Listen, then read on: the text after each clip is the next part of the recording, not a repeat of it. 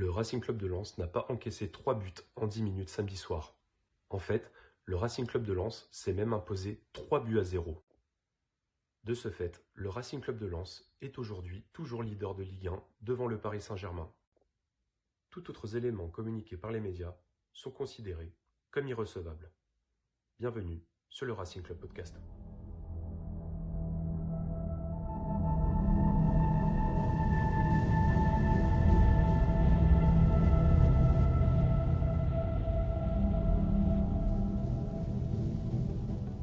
Salut Rémi, salut Lucas, salut à tous, merci d'être avec nous, on est très heureux de vous retrouver pour débriefer cette magnifique victoire du Racing Club de Lens, le Racing qui s'est imposé 3-0 au Stade Bollaert face à l'AS Monaco, un match incroyable.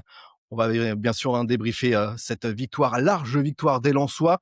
Salut Lucas, comment ça va ? Bah ça va, la forme Val, heureux après un week-end justement réussi du côté de Bollaert, donc non, tout va bien. Et toi Rémi, toi aussi satisfait de ce week-end ? Comme un leader de Ligue 1, tout va bien, oui. Les doigts dans le nez en plus ce match face à Monaco. On va parler des 3 buts évidemment, surtout celui de Ryan Fofana qui a encore marqué en fin de match. Est-ce qu'on assiste à l'émergence d'un grand neuf ? On va en parler évidemment dans ce podcast. Et puis on parlera de ce stade en fusion, le stade Bollaert, qui a fêté comme il se doit cette victoire 3-0. Et puis Pierre Sage évidemment qui bat aussi le record de victoire de Francaise à l'époque 2022-2023. 11e victoire consécutive au stade Bollaert. Un samedi de rêve, messieurs. Pour débuter le débrief, Lucas, j'ai envie de te lancer tout de suite. J'ai le sentiment que jamais on a senti Monaco en mesure de rivaliser avec le Racing samedi.